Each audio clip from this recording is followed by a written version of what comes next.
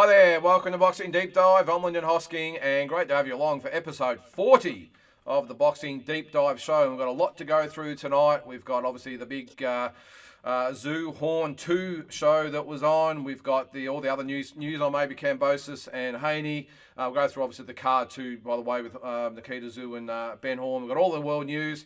We've got the talking points. And we've got another little segment that's been missed for the last few weeks. It's called The Quiz. And that means one thing. My co-hosts are back. Grant Tazzy Brown and Pistol Pete Mattiatis. How are we, boys? Great to be back, boys. Now, it's good to see the pistol. Good to see the pistol back, mate. Oh, yeah, we've been missing each other, Tazzy. I was on a few weeks ago, but you weren't on. Yeah. Yeah, I know, mate. Yeah, well, I think we've been missing each other a little bit, mate. But we're both here now, so it's obviously you've been in the Philippines, mate, over there with the Who's Who, and it's great to have you back, mate. Good to be back. Great to have both of you. Now, before we get into the show tonight, guys, obviously it's been a tough week for a few involved in the boxing industry. We lost a really close friend of ours. One of the best matchmakers in the world, Stuart Duncan. He passed. I won't say suddenly. It's probably been coming for a little while. But when the news comes through, it's always a punch in the guts, I suppose. And the news came through a couple of days ago. And guys, I don't know about you. We've all got our own different stories with Stuart. But all I can say from my end, when I got into promoting, Stu took me under his wing. He didn't have to, by the way. He was matchmaker for Duco and numerous others, and took me under his wing and treated me great, showed me the ropes, did a lot of work for me for free, become a matchmaker. Pete, obviously, he did some shows for us and really opened up a lot of doors for myself and so many of my fighters. One story I remember is, when I had Shannon O'Connell, Shannon wasn't really getting a run anywhere. It's tough to get her to the big fights. We got her on the Duco events / D&L events. I remember when Camille Balla fought George Kambosos. They wanted to kick the fight off the card because I think Joseph Parker's opponent pulled out and they had to rejig. They wanted to kick it off the card. Stuart fought tooth and nail to keep that fight on the card.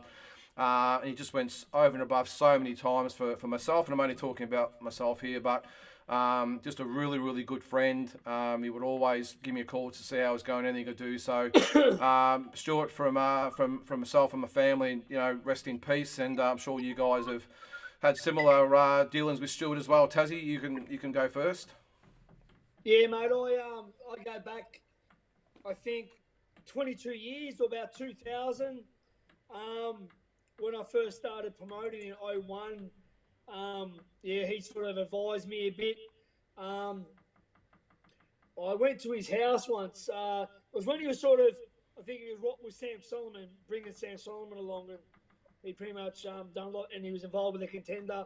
I went to his house once. I remember he had a barbecue, and he was telling me a few stories, and one of them was my great uncle Dougie Sproul, was a Tasmanian, a well-known sort of knock-around bloke who come to Melbourne with the painters and doctors, and mate, look, treated me very well. Obviously helped me too with some matches over my journey as a promoter.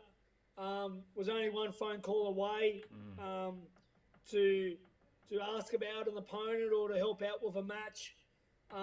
Obviously dealing with you, Lyndon, putting a lot of my Tassie guys on the shows, obviously with Fruce Stewie. He was the one matching them, yep. And just a great guy, like always there for everyone, and his knowledge of boxing and how to bring fighters along. I mean, geez, he brought Jeff Horn. He matched him beautifully. Yep. Probably, Jeff was fighting good fights against different styles, against some pretty sort of tough fights that were winnable.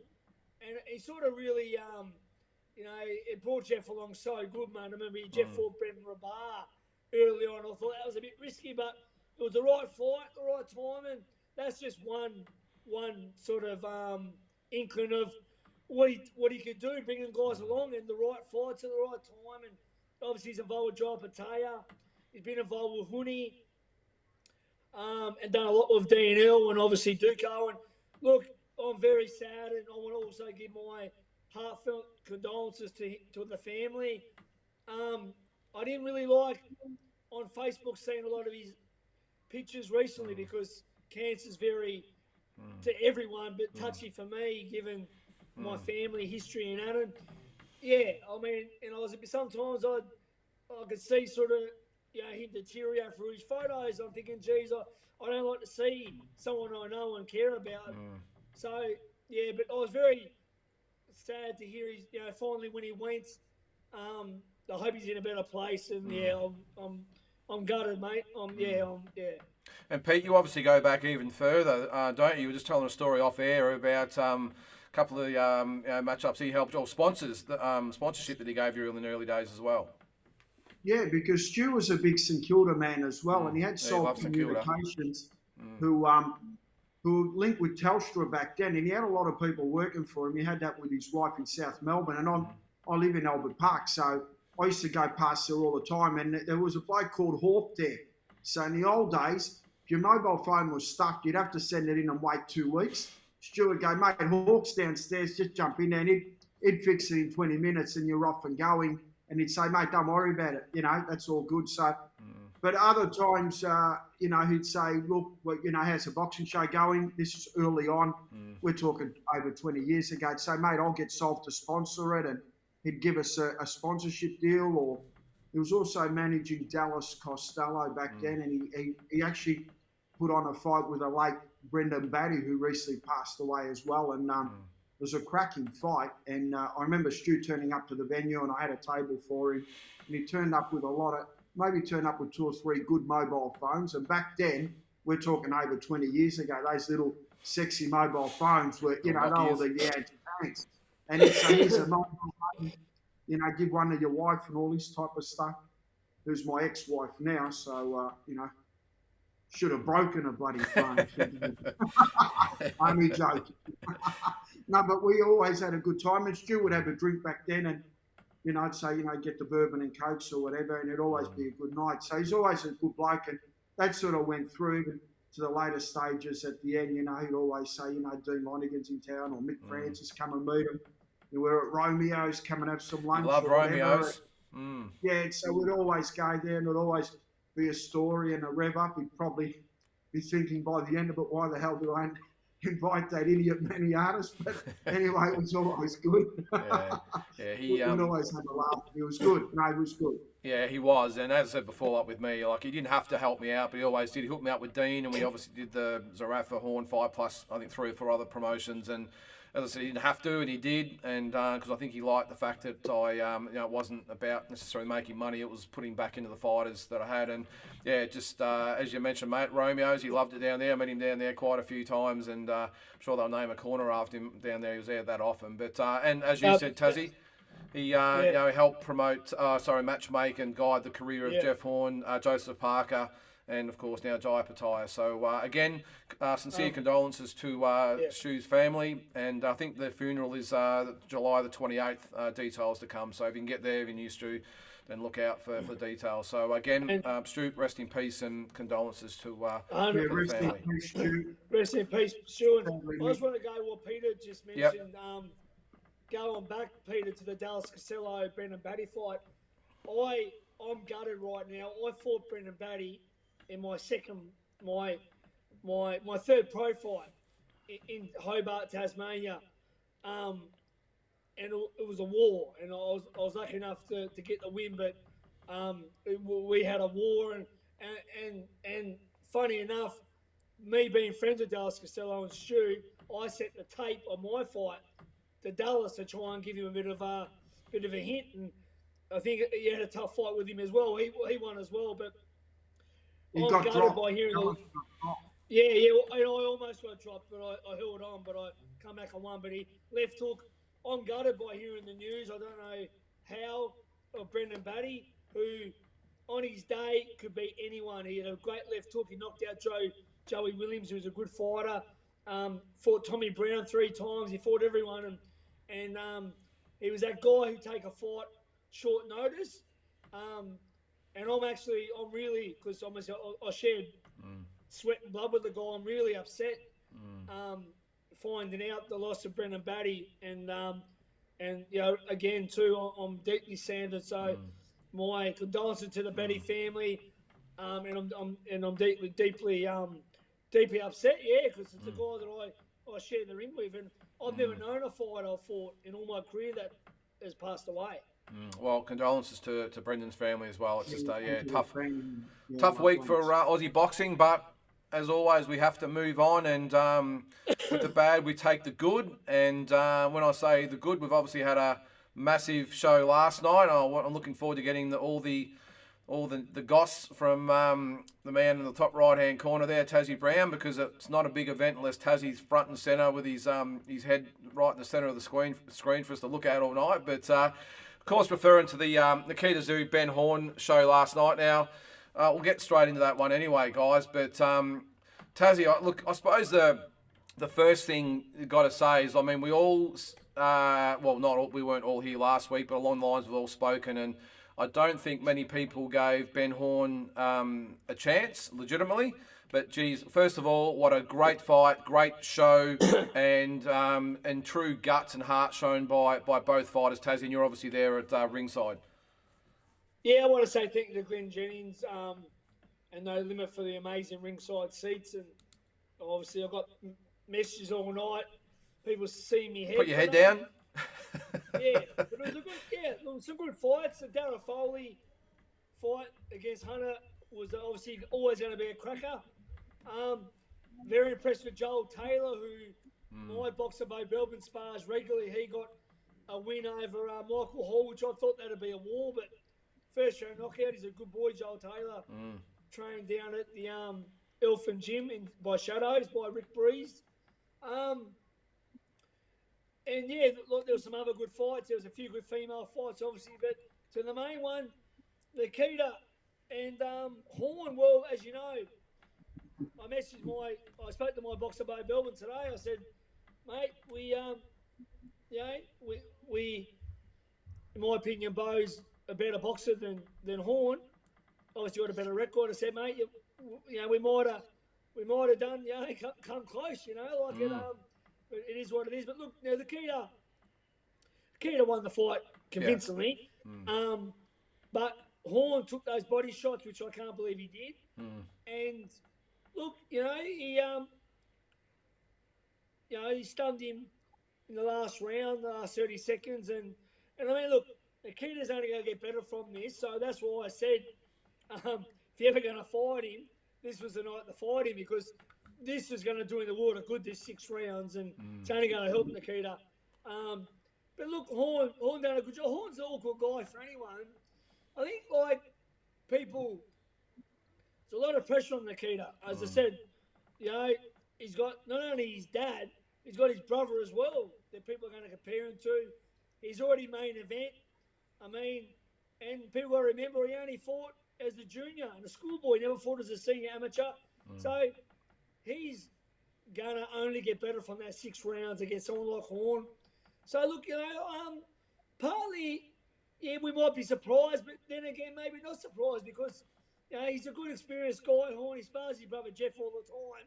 So, imagine the wars they've had in sparring him. He showed a lot of heart. And Nikita's only going to get better from him. So, he won it easy. And in boxing, you get hit. But I think he's going to be a lot better fighter, having gone the distance for the first time, and I'm quite happy that he did, because it's a great learning experience. Him and his team. I heard today that he did have an operation last week on his ear. So Glenn Jennings asked him to pull out of the fight, but the kid refused. So it probably wasn't 100%. But, he still won the fight convincingly. But what a great main event. Yeah, it was. And, Pete, I think all those doomsdayers on there, and let's face it, I think we all sort of feared for Ben a little bit. But, geez, they got the money's worth in the, for a free Fox show, didn't they? It was just a great event and great fight to cap it off.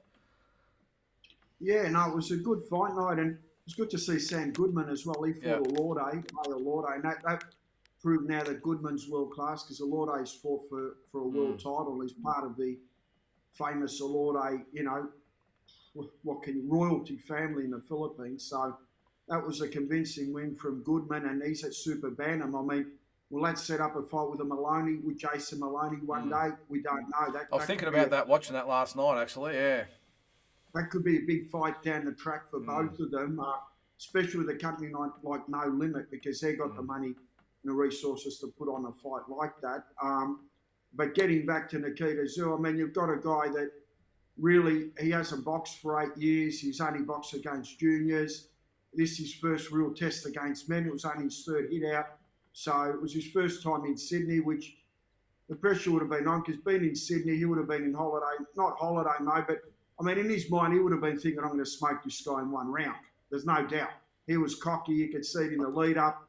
And, you know, pro boxing doesn't work that way. You know, Horn was conditioned. He was fit. He took the early onslaught. And Nikita's going to learn from that. He knows now he's not Superman. And, you know, really, no disrespect to Horn, but lucky he didn't take on anyone more experienced. I mean, they could have got carried away, the matchmakers, after the first few fights and fought someone like a Joel Camilleri or someone like that.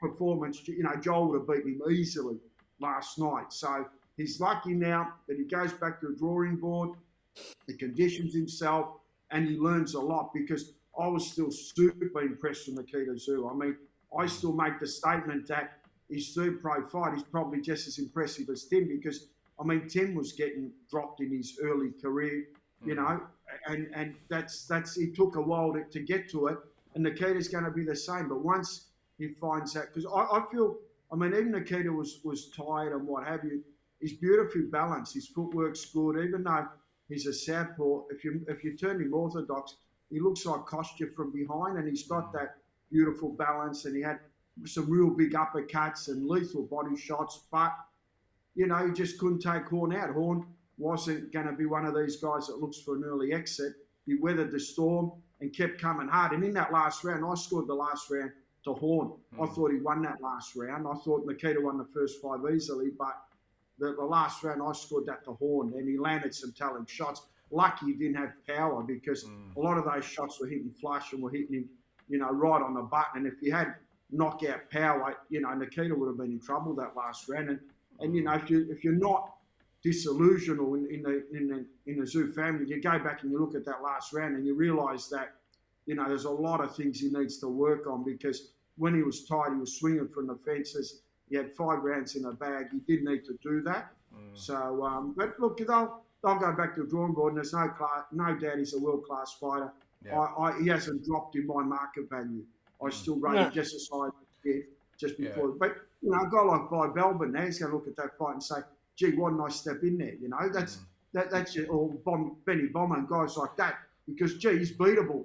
You know, if Ben Horn could do that. Ben Horn's been stopped twice in his career early on. Of course, he was conditioned and ready for this, but, you know, we saw that he's not Superman just yet. That's what I said today. I said, you know, just like, I know Nikita's going to be, you know, a world-class fighter, probably a future world champion. I said, but right now, this was the time to fight him, where he'd only fought a minute and a half or something in 2 fights, hadn't fought for 8 years since he was a kid. And if you don't fight him in a few more fights, because he's only going to get better and he's only going to learn from that 6th round. So it's all about timing, and it is what it is. But look, I just want to say hats off to No Limit, Glenn Jennings. I spent an hour and a half with Tim Tszyu in his hotel room talking about his world title shot and where he's going to set up camp, etc. And which was really good to see Timmy. And mate, I filmed it for Costa as well last night. I always get the job filming for Costa, so I sent it to him. And there, mate, just very happy for the Tszyu family.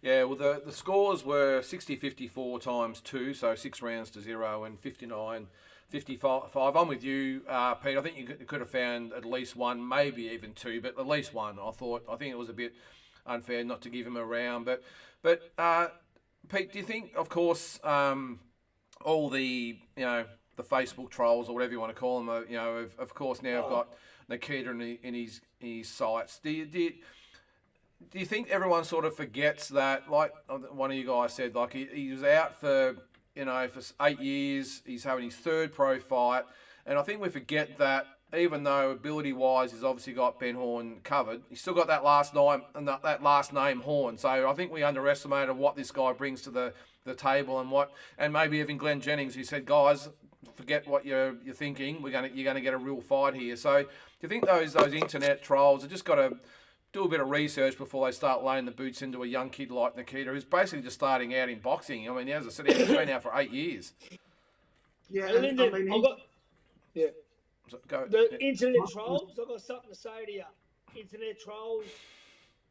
You don't know shit about boxing. If you haven't had a fight, don't talk to me. You don't know shit. Go ahead, Pete. and most of Nikita's fights were junior fights, so now he's fighting men. And it's a completely different ball game, and he's in the pro. So it's going to take time. I mean, you know, Wade Ryan dropped Tim early in his career. I mean, I remember we saw Tim fight on the undercard of Mundine and Green in Adelaide. You know, he looked okay, but it takes time. That's how the pros are. It's little baby steps. Nikita, I reckon, got a little ahead of himself, and he was fighting on his home turf at the Horton Pavilion, got a little comfortable, and got a nice little buzz. But the big plus is he won the fight and he gets a W. Imagine Horn had power in that last round when they were swinging, he gets dropped and gets counted out and gets a loss. That's when it's devastating. That didn't happen. He rocks on. He's still undefeated. He got a little buzz now. He got buzzed a few times. And look, I'm sure his next fight, you'll see different Nikita. So it's going to be back to the old Nikita. Yeah, Tazzy, and you obviously you would have spoke to Glenn Jennings and all that last night. I got the impression from looking at the reaction of them, they weren't disappointed. Of course, they shouldn't be disappointed, but I think they would actually welcome that. Like you said, Pete, he actually got the win. And who knows what could have happened if Ben Horn was a big puncher, but he wasn't a big puncher. He was an awkward, really spoiling type of fighter. I think, Tazzy, again, you would know better than us because you would have spoke to him last night, that they would be pleased that, one, he got 6 good rounds under his belt. He was tested by a very awkward fighter, who landed a few. He had to dig deep for that 6 rounds. I would think they would actually see it as a real positive of what actually happened. Yeah, 100%. I mean, even before the fight, and I said to Tim, he said, "What do you reckon with Dixon?" I said, "Oh man, I did think he'd stop him, but I thought probably go a few rounds. The more rounds, the better, because he needs those rounds. He needs like Peter said, it's different fight in the pro. Like just to take your time, get set, and just go a few rounds. I mean, the first 2 fights were just you can't, you got to learn on the job. And this is his apprenticeship, so I mean, yeah, everyone was happy. I mean, he didn't get the loss. He's not hurt. He didn't lose any face. I mean, there is such big expectations on him. But so what? He went this with a good season, tough guy. His brother's a bloody legend, and and he's a tough fighter in his own right. I mean, so I think they were all pretty happy with it all. And the whole thing of being main event and carrying the show completely. Yeah, it's a lot of pressure. A lot of pressure, mate. Yeah, and look, I don't even know, I mean, his main event now, can't really go back from that, but it is a big thing, like, especially when you only just turn pro, then fight as a senior. It is a big thing, but like Peter said, he's got great balance like his dad, and just, everything. Igor's a great coach. Igor's one of the best coaches in the country, if not the world. Very underrated trainer, Igor, and they'll go back, mate. They'll dissect it like they do. Like Tim did against the American, he'll dissect it. He'll be better for Charlo, and the kid will be better for whoever he faces in the future. I've got a feeling there. One good thing to come out of it, there might be a few more fighters that are maybe a little bit more gamer to step up now, which is 100%. One good thing. Hey, just a quick one, Pete. I'll let you answer this first, Pete. Maybe it's a bit of a talking point. There was talk on there last night that they should really push for Nikita to get on the undercard of Tim's fight. Now, my point of view is I wouldn't like to see that, because what happens if, heaven forbid, something happens to Nikita, what that does for Tim's mindset in the main event. What do you think? Would you like to see him on the card, or would you be saying, hey, no, Tim's got to have a clear head in this whole thing? No, I think just having Nikita there in the crowd enjoying it, because there'll be a lot of pressure on even Igor, the trainer, and what have you, to go doubling back into things. You get a big opportunity. Look, Nikita's going to get his chance to do something in America, but this is Tim's time. So I think it's better Nikita just, packs away his toys and games and plays a little bit of internet stuff while he's over there, enjoys the whole scenery, because he's going to get his time. And, I think this should be 100% Tim. Yeah, well, it wouldn't really achieve much, would it, Tazzy? Because he'd have to be on really early on the card because obviously they want the gap, and he mightn't even be on TV. And even if he is, I just don't see a great experience for him, but I just think having him there in camp would be enough for Tim, don't you think? Yeah, I agree, mate. I have him there in camp. Spar some American guys. Yeah, get some experience. Yep. Yeah, but get some good sparring.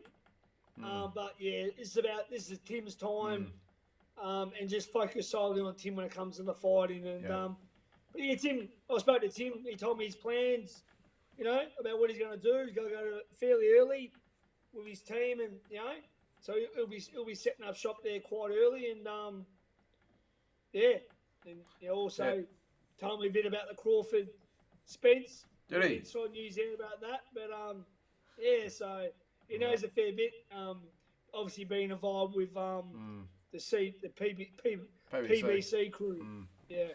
All right. Well, when you're allowed to, you let us know. Let's get on to the rest of the card now, guys, because there was another 6, 7, 8 fights in the card. I want to just go through sort of the main ones here. First of all, Pete, Sam Goodman, you mentioned before, he stopped Juan Alordo in the 8th round, and it really was a career best win. I thought he fought really well. Yeah, he did, and Lorde, he's fought for a world title. He fought Never Ready, and he went 4 rounds. And he's got a good record. He's only lost 2 fights. So, and I thought Sam Goodman just totally outclassed him and got on top early. And at super bantamweight, can Goodman eventually make bantamweight and move down? Because I'm seeing an all-Australian clash with Jason Maloney. Yeah. They look alike. They kind of fight alike. And I reckon if you put both of them together, that's going to fill up a nice little venue. What do you think, Lynn? Yeah, I think so. Look, I think at the moment, Jason's obviously looking 100% ahead as far as the world title goes, and Sam's obviously got a little bit of making up to do. But look, I'm probably thinking another couple of years when Sam's probably had another 5 or 6 fights, and hopefully Jason's won a world title by then, and lots of things can happen. I think it's a great fight. What do you think, Taz? Yeah, I really wouldn't worry about mentioning it now. Jason's got bigger fish to fry. Sam would have everything to gain with having Jason's name. Jason's got nothing to gain by Sam Goodman. No respect to Sam, but he's a nobody to Jason. Jason's fought the very best. He fought the pound for pound king in a way, and he's ranked, I think, number 1 in 2 or 3 of the body. So Jason's just solely on a world title shot. Couple of years, if the world's aligned, everything's good, why not? But who knows what happens in 2 years? Yeah. Right now, I wouldn't be mentioning Jason Maloney in the same breath with Sam Goodman. Yeah, it would be good down the track, though. And look, I think Sam was number 9, I think, with the IBF before last night. So, yeah, he's obviously going to get ranked pretty high. Pete, I'll let you answer this one. From one clinic and classical, fight, we go to this one. Daryl Foley wins a spiteful fight against Hunter.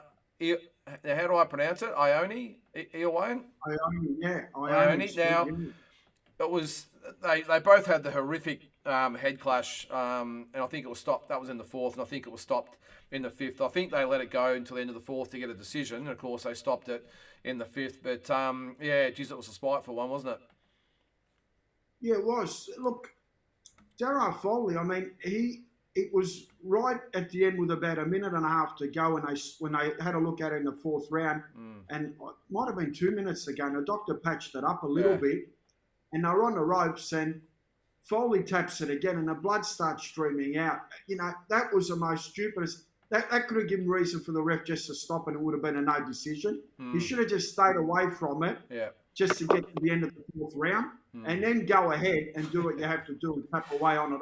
Don't do it where they've actually given you an opportunity to get a result, so it's not a no contest. I thought, what are you doing? Anyway, he hit him with a good shot, I think, behind the back of the ear, Foley did, and Ernie went down. Ernie was still dangerous at all times, throwing loaded bombs, so you had to watch it. But Foley just had too much experience and boxed around and handled him like he was meant to handle him.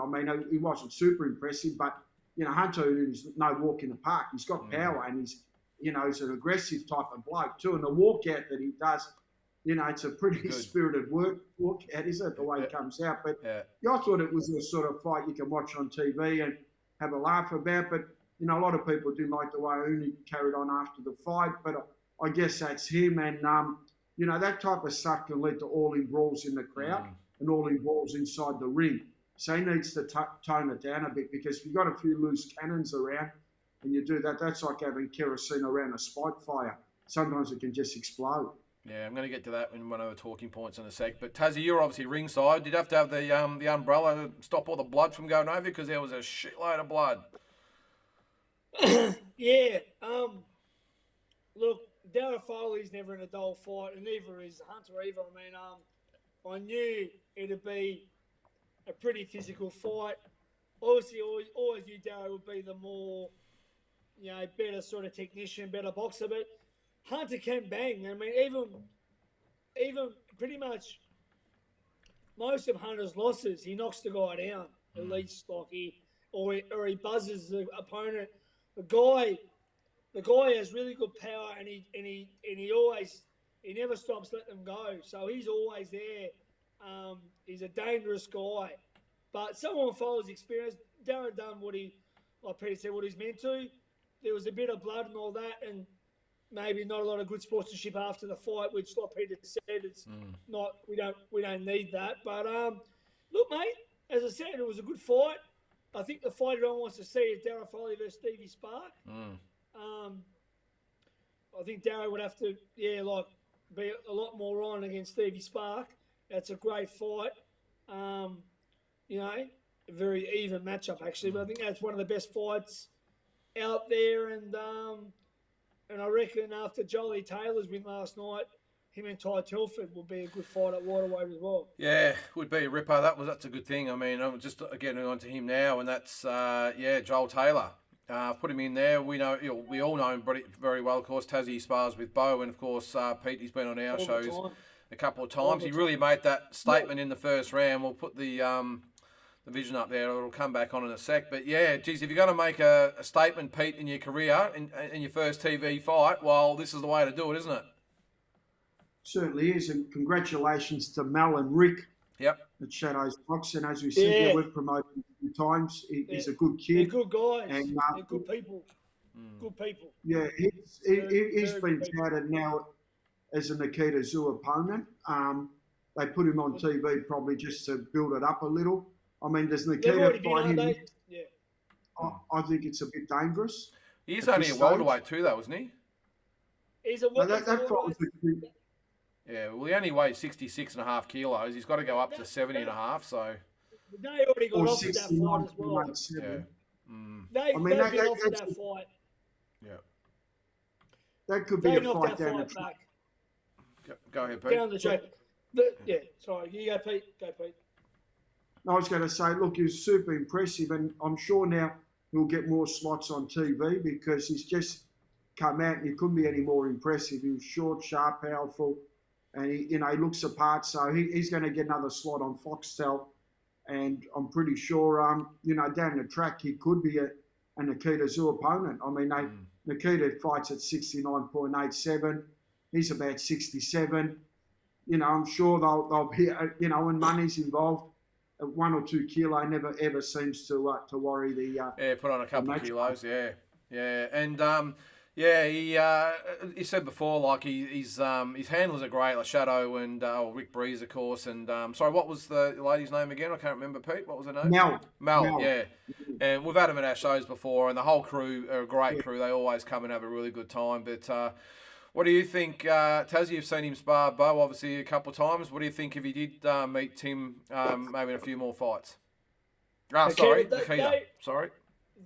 Well, they'd already been offered the fight, knocked it back because we had a conversation how we were taking the fight, and they mentioned they already had offered the fight a little while ago. So they might rethink that later on, but they already had that offer. I mean, I guess they've been looking for anyone with a good record. Well, that's why Bo 6-0, Joel was 7-0. Yeah. So I think they're looking at anyone that's got a decent record. Will get a shot. They only took Horn because there was no one else, unfortunately. So, I'm with you, though. I think... No, Joel's a good kid, mate. Yep. Joel's a good kid. I like to see him stay at waterweight and do his thing. Ty Telford, great fight. Yeah, that's a tough fight too. I reckon they'll try and make that, but he's only 21 too, Joel. That's what Rick Breeze reminded me. He's only 21. So where my box is 31. So we haven't got that a lot of time. So we got to go hard now. Yeah. So I'm looking to put a bow on in a couple of months again. But we just got offered a fight on the Kambosos undercard against Amiri Jones, the American, but. Mate, that's just doesn't make sense, and the money wasn't even that great, so I knocked it back. Yeah, fair enough, mate. And we've got news about that soon, of course. The rest of the card, there were actually 4 female fights on the card, so No Limit doing the bit for female boxing. We had Jessica Adams, who KO'd Ashley Sims in a bit of an upset. That was a ripper knockout too. We had Chanel Dargan with a 4-round decision over Jala Tamat. I thought it went the wrong way clearly. I don't know what you guys thought. I thought Tamat won the fight easily, if you ask me. But anyway, Kate McLaren with a 4-round decision over Connie Chan. Angel Rushton, the daughter of Glenn Rushton, had a 4-round decision over Aisha Abied. And Jackson Murray, the heavyweight that they're bringing along, went to 4-0 with a 2nd-round knockout of Parminder Singh. So all-round a really good card. I'm glad there was actually a couple of early knockouts because we're in bed by 11:30, which is good instead of the main event coming on about midnight like they normally do. A little bit of Aussie news coming up, Pete. I want your feedback on this one. Our mate Nick at Noonan Boy Promotions broke this today. Kambosos Haney 2 reportedly set for October 16 at either Rod Laver Arena or Allegiant Stadium in Sydney. What can you tell us? Yeah, look, I spoke to a few people about a month ago. They wanted a venue that fits 20,000 this time. So Rod Laver Arena was the one, and they were combining whether they were going to do it in Sydney. They're just waiting to see which government gives them the best deal. But Melbourne had the first refusal, obviously, for the deal. It was going to be in October, so that doesn't surprise me. It's going to be interesting. And obviously, not going to have as many fights on the card this time. So it's going to be a real good night of boxing. I mean, look, Kambosos, he's going to be going for his 3rd world title in 3 fights. So how good's that? Yeah. Win, lose or draw, he gets to do 3 world titles in 3 fights. And I think this time, if he just concentrates more on the actual fight and not the publicity and getting his profile out there and selling tickets, bums on seats, I'm sure he's going to be more aggressive and he doesn't have to worry about, other things. He's going to be more aggressive and it's going to be a closer fight. Yeah, I think, you've heard me talk about I would have maybe preferred they even went over to the States. But if he does do it here, I got no doubt, Tazzy, that George will be a lot better mentally prepared. I think he will put in a lot better performance, like you said, Pete. Maybe the pressure, he won't do as much press and the pushing for the tickets, and he'll just let it be and concentrate on the job at hand. And Tazzy, I don't know about you. I think we'll get a lot better performance by George this time. Yeah, I was thinking that before the fight.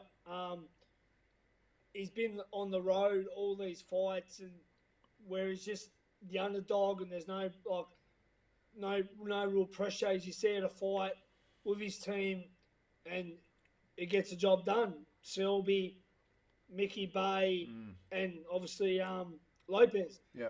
This time, I could see how much press conference, media, meet and greets, fucking being at the footy stadium, going to this place, that place, meeting this one, that one. And I'm thinking, wow, you're used to being the road warrior, you're away, tunnel vision, and you have to do all this. I know it's part of the game, especially a big event like that. But I did think, how is that going to be compared to what you're used to? It has to take something out of you. I mean, a lot of fighters don't even like talking close to a fight, but he had to sort of thing, and he had to do all the media stuff. And I was around, obviously, through Peter, even the week of, and just seeing all the buzz, and he was out and around and sitting. I'm thinking, far out, that's, and then Haney comes over with just the tunnel vision with his team, and he'd done a couple of good little things. He went to an Indigenous boxing gym to help some kids, which I was there, which was amazing. But I think this time, if George can try and not be as big involved in it, if he can just focus on rocking up and trying to get his belts back, he's going to be a lot better. Because it must have took a lot out of him, because I was getting exhausted watching him. Yeah, I mean, Pete, it was probably good in theory to to do all the public speaking and the meet and greets and all the other stuff. But I mean, I've got no doubt, you know better than what we do, that I'm assuming this time they will really tone it down and concentrate on the job at hand. Yeah, look, I've noticed that obviously he was back on his home turf, and there was, a big Greek community, and every person I saw on Facebook had a photo with him before the fight. Every person's got his autograph. I mean, he wasn't saying no to anyone. What he needs to do this one is go have your close people around you, have a few people around that just say, look, sorry, mate, he's not doing photos, he's not doing that. Yeah. Where George doesn't have to say it, so you don't get close to him. Yeah. And then it doesn't take any energy away, so you can, a half an hour shift in your time. If you're doing photos and mate, it's an hour and a half before you go back to the hotel instead of half an hour. Yeah. So just start being like that tunnel vision. Yeah. We're just going to fight, cut down on your energy, and really focus and get that hatred back, because he needs to get that hatred back. Yeah. It's a bit like Rocky 3, let's just say. He became civilised. He was taking photos, and he ran in a Club of Lang. Let's just keep it that way. Now he has to go back into the snow and do the Ivan Drago preparation and get back, because, mate, a lot of that boxing at that level, it's mentally as well, He's copped it. A lot of people have jumped off the bandwagon. Let's get back on it, and let's give Haney a nightmare, because, Haney's a brilliant fighter. Let's not, I mean, this guy was like a Rolls Royce. He's a Porsche. He's poultry in motion. But Kambosos now needs to be taking risks, cutting him down, roughing him up, and just doing what he needs to do and closing the gap. So it's going to be interesting in the rematch, but I think it's going to be a lot closer. Yeah, and he's obviously a lot more selfish with his time, like you said. Thanks for that inside goss there. Pete, now, Tassie, the inside goss on Tszyu Charlo. Anything to update us on that you can at this stage? No. Come on, Tassie. We've got the date. Sorry. Come on. Lyndon and Bendigo, he can't walk down the street. He has to do selfies and all that. Well, Bendigo, you do the Zoolander shots too, and do everything too. Look, Tassie, we understand, you can't say too much, but let's give us a little bit of an insight of Tim's frame of mind at the moment with the fight just being announced. You spoke to him yesterday, so. Yeah, mate. Yeah, look, he's happy that he's got it, that it's in Vegas. So it's going to be at the, I think T-Mobile MGM Grand. Pretty much close to the anniversary. His dad's first title win against Jake Rodriguez.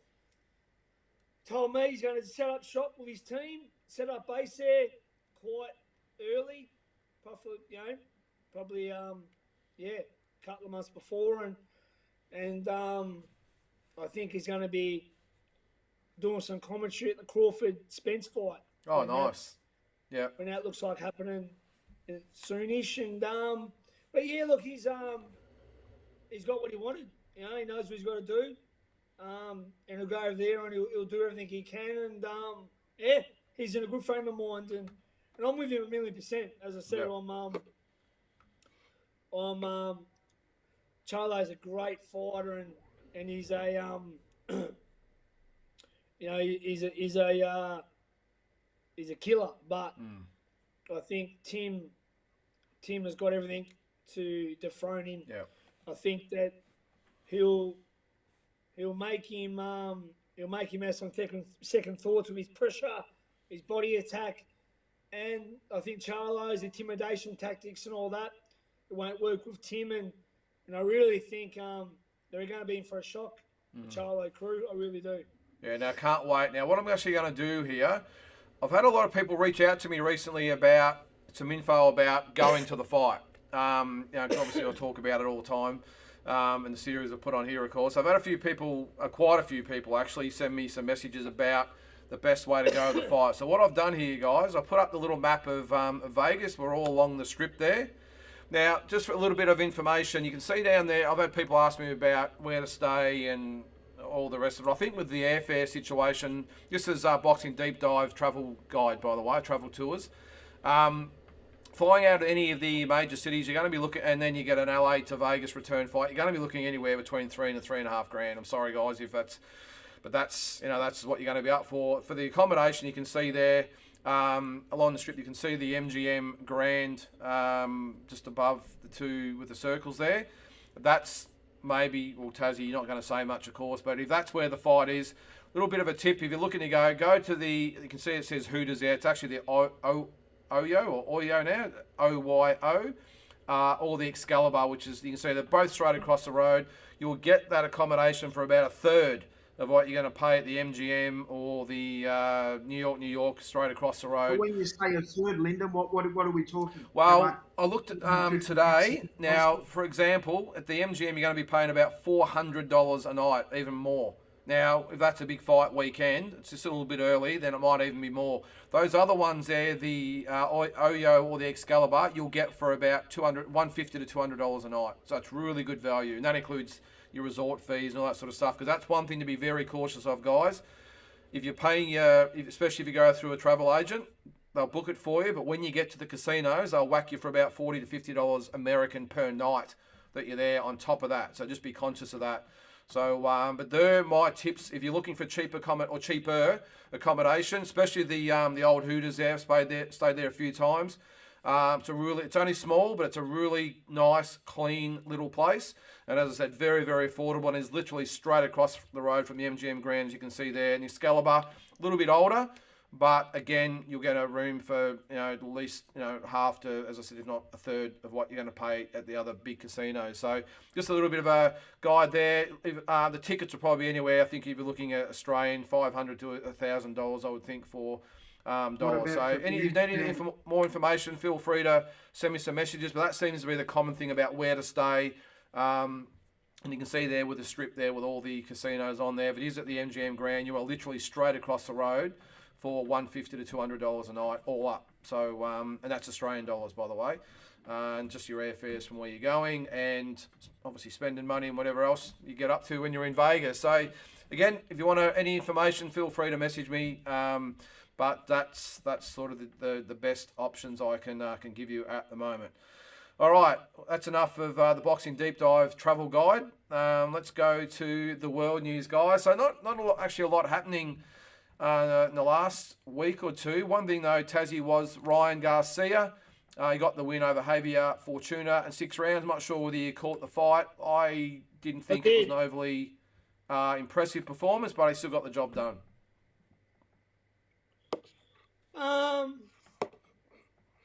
Well, mate, I think it was pretty impressive. I mean, he got him out of there. I mean, Fortuna is a former world champion. I mean, look, Garcia, I had to talk to someone today about it. Look, these guys are all young. I mean, Haney's young, Garcia's young, Tank, George, still quite young. They're a bit older, late 20s.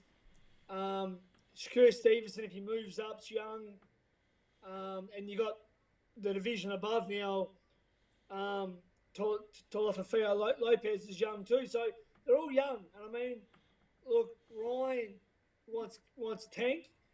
And that's a huge fight. I mean, there's no belts there. Not proper belts. Just Haney's got all the belts. But that's big because Tank's a pay-per-view star. And Garcia's like a Kardashian. He's a celebrity. But he can fight. Let's not make a mistake. The guy can fight. He fought Haney 4 times in amateurs and won 2. So he's a talented guy. I would have liked to seen him maybe looking for a title shot after Kambosos instead of, because they're saying belts are irrelevant. I don't believe that. I believe the champion's still the champion. I don't care how many Instagram followers you got. But the guy can fight. If he goes up to super lightweight and fights Lopez, that's a great fight. If he fights Tank at either 135, 140, that's a great fight. So look, the guy is a very good fighter, and he just happens to have this Elvis-like fucking star power. Yeah, he does. I got him in the talking points in the second, Pete. What did you sort of make of him? Because I just get the impression he's actually, I don't even really know who he's trying to be. Is he trying to be Oscar? Is he trying to be, I don't know. He's got the tattoos and all that now. His whole demeanour seems to have changed in his last sort of year or two. Look, he's only 23 years of age, and as an amateur, he's got a 2-1 lead over Haney. They fought 3 times. He's also defeated Virgil Ortiz Jr. in the amateurs twice. I mean, he was an amateur standout. I remember him in the amateurs. This kid has got super talent. He's only 23 and he's got a big frame. They just got to take their time with him. As a pro, he kind of lifts his head up a bit high. He's susceptible a little bit to what he does. I mean, I like Isaac Cruz out of all the lightweights. I think he's probably the most dangerous. Sean Gibbons has got him. I think, you know, when he fought Tank Davis, that fight could have gone either way. Isaac Cruz now, you know, everyone should stay away from him. He's a bulldog, but that lightweight division's unbelievable. Look, Garcia, when you see him, you just think of money because he's got that appeal where he can be a crossover fighter, and at the right time he can do that because at 23 he can push the button whenever he wants to push it because he's making big money fighting blokes like Fortuna, who's not a bad fighter. I mean, he's a southpaw, he's a real tough and rugged guy, and he's making good money. He probably would have made close to $1 million in that fight, no doubt. He's probably got sponsors and other people, so he doesn't need to take risks and take blood and guts fights yet at 23 because he'll take them when he needs to take them, and I think Oscar's moving him along quite nicely. Tazzy, one other big bit, or I think to me it's big anyway, is the announcement that these two guys are going to fight for a third time. One Francisco Estrada, so I haven't put Estrada in there. Chocolatito Gonzalez will meet in a trilogy fight later this year for the WBC franchise title. He was supposed to fight Joshua Franco. Of course, we know him against Andy Maloney, of course, Estrada, but he's foregone that, and he's going to fight Gonzalez. Should be a great fight.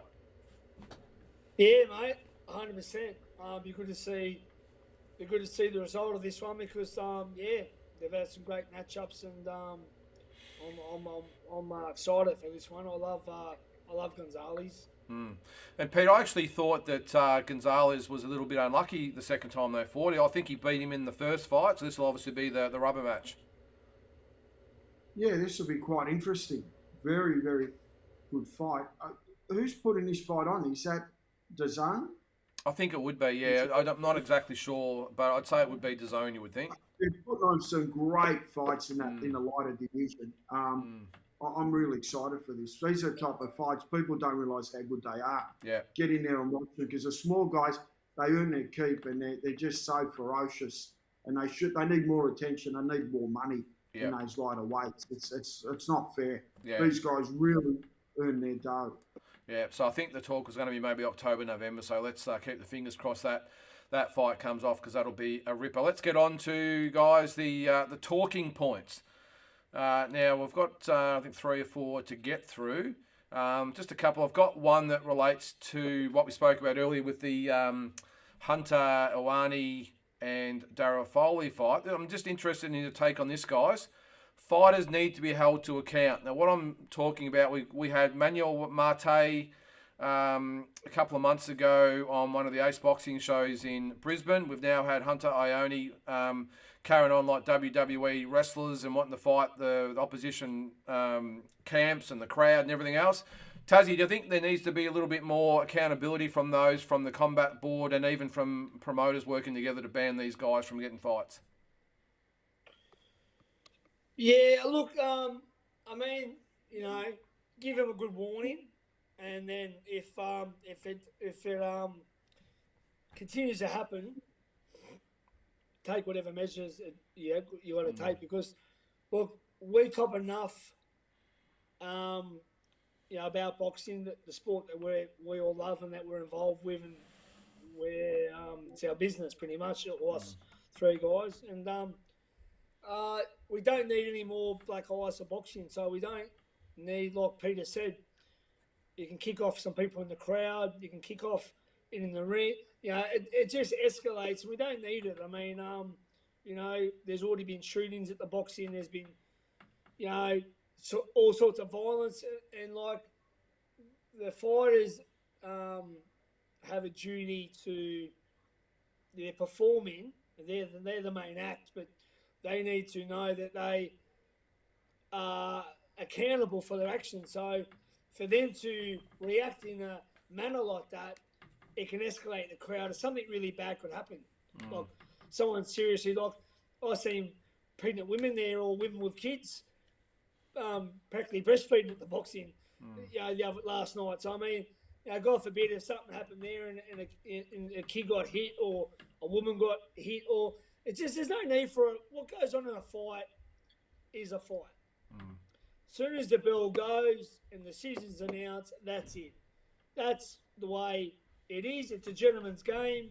It's a Marcus of Queensbury.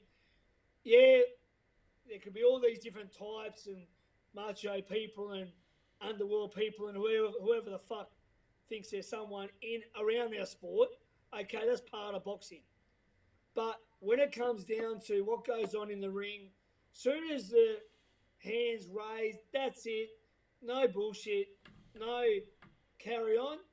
And if you're an offender, maybe, one time, okay, fair enough, a warning, slap on the wrist.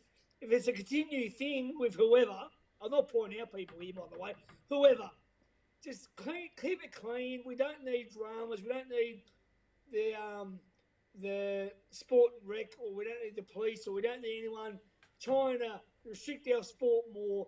Keep boxing a great family event where women and children and men and elderly people can go and enjoy a night of boxing, because it's entertainment. It's a concert. It's a ballet. It's whatever. It's entertainment. So don't ruin it for everyone involved. What do you think, Pete? Look, you get most other sports, they do carry on after the contest. Boxing's the best sport where you see two competitors actually show respect straight after a fight. It's very rare we see this. And in other sports like tennis or whatever, if they misbehave, they get a fine. So in this case, he gets a fine. What was his purse? Say it's 5K that night. Yep. Well, guess what? 50% of your purse now goes to retired boxers fund. You don't want to pay it, well, you don't fight till you pay it. So it's up to you to give it over. And then once they realise you hit them, sometimes that's the best way to curb behaviour like that. Yeah, that's a good point, actually, because I think there is ways to get around it. My worry is that, I mean, obviously when you've got a big promoter like No Limit, they can easily say, well, that's it, mate, you're off our cards, but it doesn't stop him from doing it on other people's cards, So the ultimate punishment might be is to get him off those big cards. He's off TV, he's not getting as much money, all that sort of stuff. But I would like to see, and I'm hoping it's happening, is that the combat board is starting to come in and starting to, give these warnings out and, maybe threaten fines and that sort of stuff. Because the difference I see, whether it be tennis or whatever it might be, when there's a bit of blow up at the end of it, the crowds are a lot different to a boxing event. And when I see what happened last night, or at the Matei one, on the Ace boxing one, the boxing crowd's a little bit different. As you said, Tazzy, there's a few colourful people always in the audience. There's very passionate supporter bases, and it can get real ugly really quickly. I don't think you're going to see an all-in brawl in a crowd at the tennis. But in boxing, that's always that danger there. So, look, I'm not just... I suppose I'm just going to say, I'm not pointing the finger at those guys, but I suppose I am, because I just didn't like to see it last night. And when you've got someone like, you saw Benny Savo get involved at the end there. I mean, it would take a lot to get him involved, but when you're at that stage, I mean, I just don't like to see it. And I just hope the combat board would pull them aside. And even better, Tazzy, I'd like to actually see, and I'm not sure whether it happens or not, but the No Limits or D&Ls or all the ones that are putting on these big shows to maybe, when they sign these guys up to be on the show, to maybe have a bit of an agreement in place as part of the contract to act a little bit more responsibly. And that probably includes the press conference and the weighing. I mean, some of the shit they come out with at the press conference and all that sort of stuff is to maybe have something in the contract to make them, as it says there, a little bit more accountable. I don't know. Maybe I'm just getting old. Yeah, no, I agree. All right, let's move on. Sorry. Bring back the beef. Bring back the beef. Well, you're getting older. No, don't bring. We don't want the beef in the crowds or anything else that goes on. Let's get back to our old mate Ryan Garcia, Pete. I want you to answer this one. He needs to stay in his lane. Now, what I'm going to get at here, he mentioned after that fight on the weekend that his pay-per-view, well, he'll end up, if he fights Tank Davis, I think he was referring to here, it'll be bigger than Mayweather Pacquiao as far as pay-per-view buys goes. It'll be bigger than Canelo and Triple G. That's probably arguable or debatable, whatever you might want to say. And it'll be bigger than Spence and Crawford. So, surely someone's got to pull this guy aside and say, hey, mate, just relax a little bit. We know you got a few million Instagram followers, but maybe, as I said, stay in your lane. Yeah, but how many pay? It's all right having people on Instagram. How many pay? I didn't see his pay. He's not a pay-per-view fighter yet. No. He could possibly become one. And everything he talks about's hype. He's not going to fight Tank Davis. That's all hype. They're going to talk. He won't fight. I bet that fight won't happen for a very, very long time. They might not even never fight. So, I mean, he'll just keep doing what he's doing. He'll keep making his money. But in the meantime, he needs to stay hungry and he needs to, keep progressing as a fighter because he's got a lot of ability and he's got a lot of draw appeal. And look, he might get there. He might become a pay-per-view fighter one day. He's not there now. So, it's different being on Instagram and this and that. I mean, you might have 18,000 Instagram followers. You put up a post and you get 500 likes. So how many have you really got that really understand you? So, I mean, Taszyu, you haven't opened up a secret TikTok account, have you? When you're in Sydney. I hope you haven't. It's coming.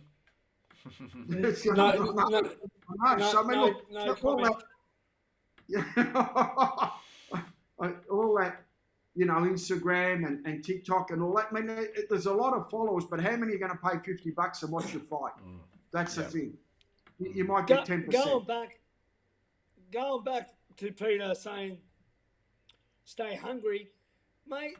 These days, guys that aren't champions, so Ryan Garcia and that Rolly Romero, they haven't got a belt yet, but they're driving around in fucking Rolls Royces. Like, mate, coming up as a fighter, even if you're a champion, you might not be that wealthy, but if you never had a belt, what fighter back in the day in the top 10 of any will be drive around the Rolls Royce before he even gets a shot? Like, these guys are, how can they be hungry, these guys? Because they've got money already in that, like, you know what I mean? Like, what?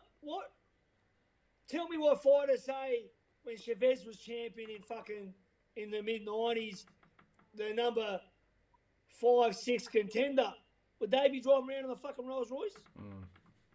Like, you know what I mean? Like, these guys already, they don't even have to fucking fight now, I don't think. Like, they've got, like, it's a bit of a joke. Like, they're sort of, like, and he talks about, it's not about belts anymore and talking about Canelo. Like, Floyd Mayweather come out and said, fucking, until you've done what Canelo's done, shut your mouth. And I like him and rate him as a fighter, but know your fucking role, mate. You haven't got a belt. You're not even close to fighting for a fucking belt because we know you're not fighting Haney next. So you're not fighting for a belt. You're not getting a shot at 140 straight away. So, yeah, stay in your lane sort of thing. Yeah, well, he did say he was looking at even Teofimo Lopez at 140, so we'll see what happens there. Well, he hasn't got a belt either. No, he hasn't.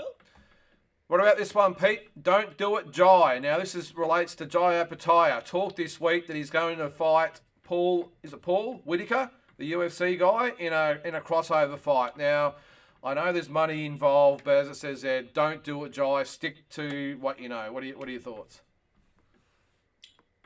It's good publicity, I guess, and it's not going to affect his boxing record, but, I mean, he won't be able to fight for 8 or 9 months. No. So, and let's get back to his fight. I mean, Tim Tszyu's going to fight Charlo. It's pretty much similar position to where Jai was, but Jai got it in his own backyard. He had promoters that invest in it. It's big money. I mean, Charlo will not come to Australia. That's a given. But the fact that Jai Apataya beats the number one guy in the world at cruiserweight who fought Usyk, who's a genuine guy, and, last round or 2 fights with a broken jaw, he deserves now to have a rest and look for a nice defence. And because, I mean, his performance, where does it rank? For mine, it goes up there as one of the greatest performances Australian fighters ever done, because it was such, you know, he's fighting the number one guy. That guy's the number one guy in the world. So it's a massive effort what Jai Pattaya did. So if he wants to fight Whittaker, he can do whatever he likes. He's earned the right. I know he's earned the right, but Tazzy, would you like to see it, the crossover fight? I know it's all about the money, I understand that, but how's it look? Yeah, I'm with you. Wouldn't like to see it. Yeah, but it depends what money's offered. Yeah, and look, money. Yeah, well, it's a small window. Yeah.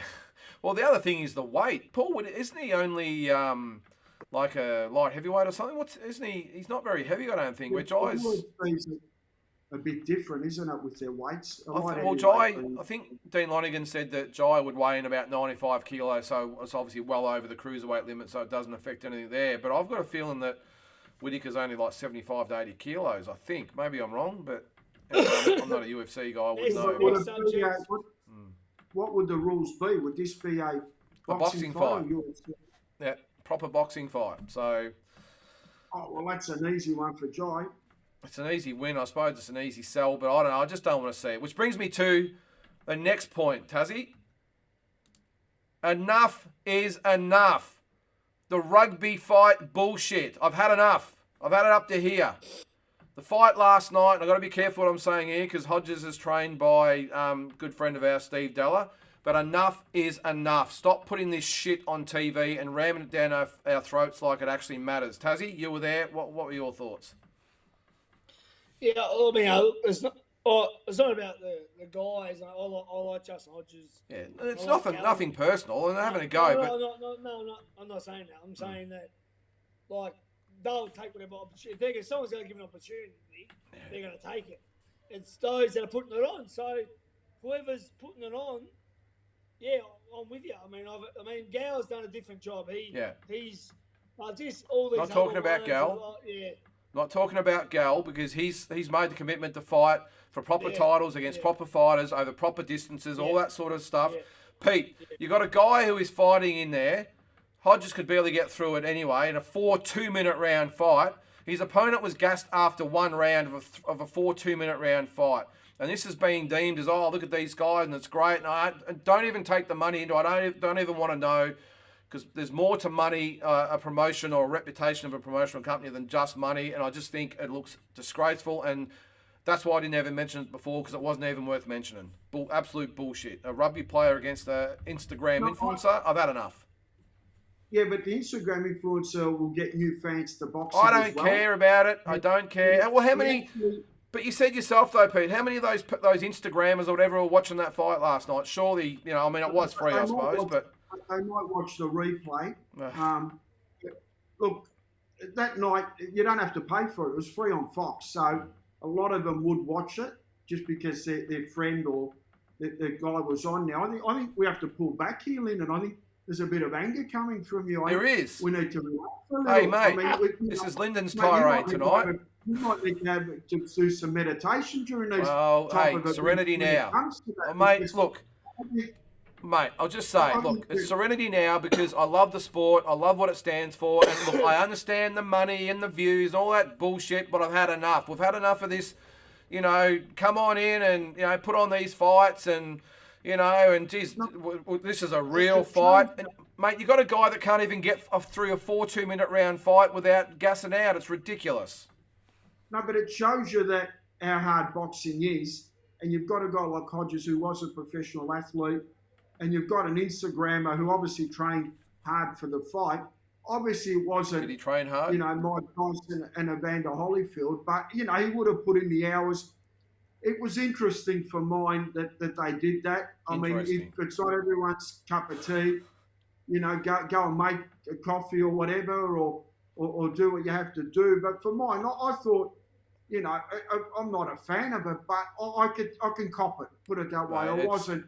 what's going on I here. was one of those instances where I went and washed my hair. That's how boring it was. But look, as I said, I know the game. I know the way it works. I know it's the rugby player and the influencer, and I know it's the eyeballs on the event. But surely we're at the stage now with these type of events where there's going to be eyeballs on them anyway. Look, to be honest with you, I don't want the friggin' influencers eyeballs on it because they're not boxing fans anyway. So what relevance does it have at all? Unless it's a pay-per-view and they're paying the money, it has no relevance to it at all. If you're going to put them on, if you want to get behind Justin Hodges, put him on the untelevised portion of it, so I don't have to watch it. I'm only saying as a fight fan here, I love the sport too much to watch that. That is a bloody circus. That's all it is. It's ridiculous. Well, what about Mayweather's exhibitions up against karate? But he's not pretending to be something he's not, though, Pete. He's saying this is an exhibition. If you want to pay, here's the money. Pay. He's putting himself. It's an event. These guys are being marketed as the real deal. They aren't the real deal. Yeah, but they're real fights. They were both slugging it out. Real fights. That's not a real fight. Come on, Pete. Well, as I said, what I'm saying is they were both trying to hurt each other, and they both tried hard. That's what you call it. I'm cutting them a bit of slack here because you've got a bloke that's probably never fought. He's a YouTuber. He's jumped in. He's fighting a rugby player that's, over 100 kilos. So I'm cutting him a bit of slack on this one. All right, okay. Well, if we're not going to point the finger at the fighters, let's point the finger at the organisers. Now, I love No Limit like we all do. I understand where they're coming from, but surely the shows and the cards are strong enough. They don't have to put this shit on. I mean, the card was great. The women's fights were all action. They were great, and I applaud them for putting 4 women's fights on. I thought it was great.